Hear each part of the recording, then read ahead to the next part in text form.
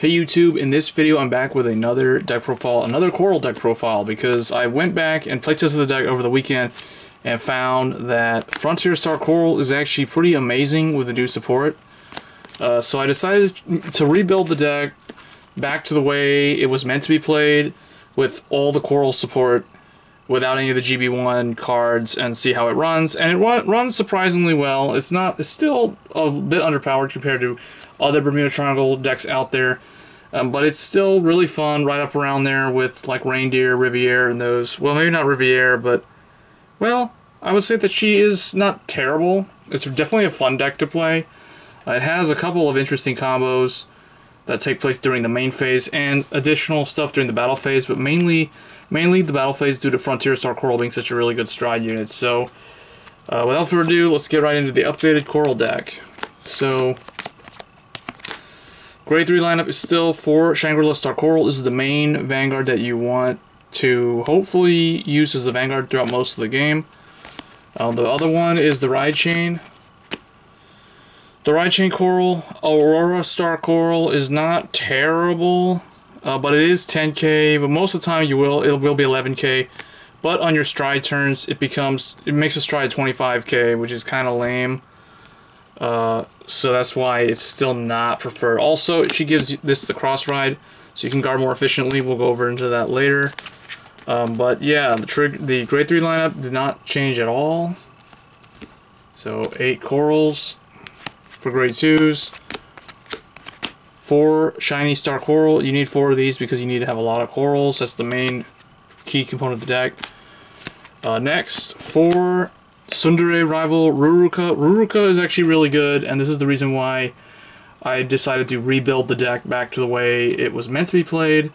And after playtesting it, even though Spica is really good and Amelia is pretty good, I don't know, I feel like they aren't really that necessary in here because of Frontier Star Coral, but you can still potentially get more attacks off with Spica in the deck. So it's really up to how you want to play the deck. If you want to play it using these, go for that. It's fine. If you have Spica, you can still keep Spica in here. I feel like this deck, the way it is right now, though, with the Grade 2 and more of these, you can rush a lot more consistently than if you had Spica.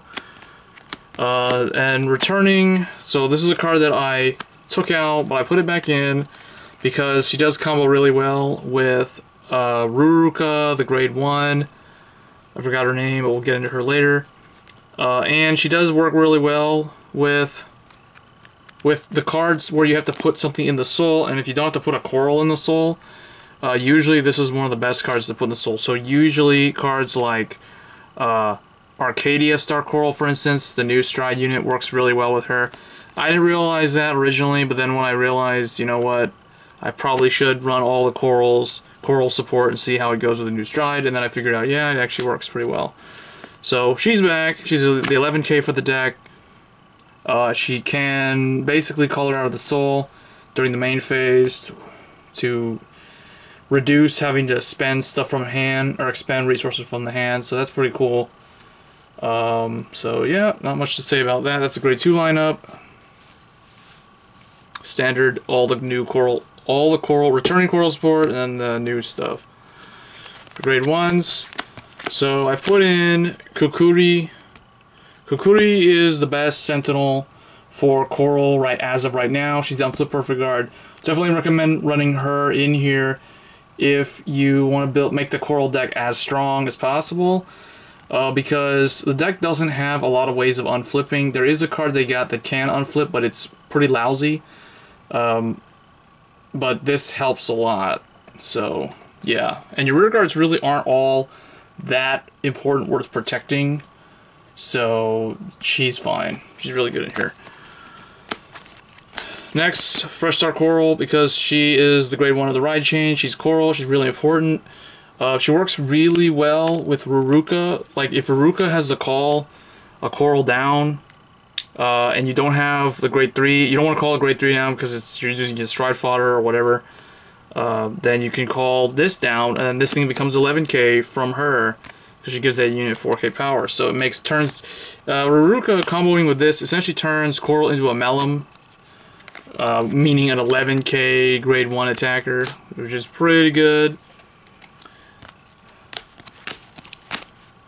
Next, for Lyrica. Lyrica was the other card that I had dropped the count down. Now I moved it back up to 4. All the way up to 4, because this is your other card that can be called out from the soul. So this card and Lorana are the two from last year, but they're the ones that you can stuff them into the soul if you don't have a coral to put in the soul. And then later on you can call them out of the soul. So, and they power up. So that's, or they, well, she gives something else 2k when she's called out. This thing soul charges 1, so pretty good, I would say. The other thing about her is that when she's placed on V or R, you check top 5, search for a grade 2 or less coral, put it in your hand, then choose something and put it into the soul. So you don't have to put a coral. You can put either one of these or a coral card, but I don't recommend putting anything else in the soul. Like, I wouldn't put Ruruka or something else in the soul, or trigger or something. That would be just bad play. So, yeah. So Lyrica's pretty good at deck thinning, so you run her. Fetches potentially the grade 2 or grade 1 for a ride chain.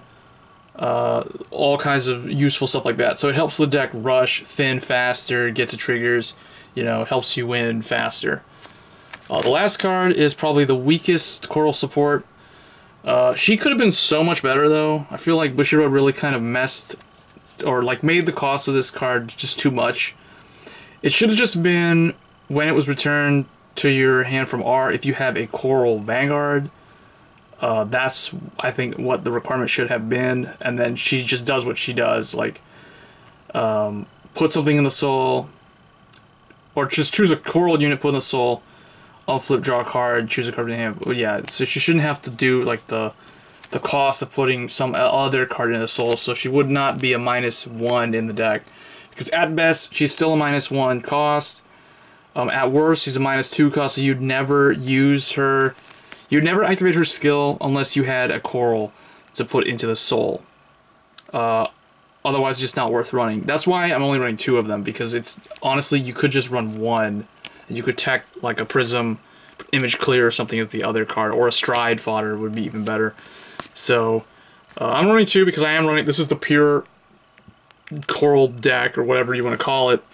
But yeah, I'm running her. She can unflip, give something 3k, draw a card, so she does dig through the deck. So there, she does have that going for her, but just keep in mind that it is a -1.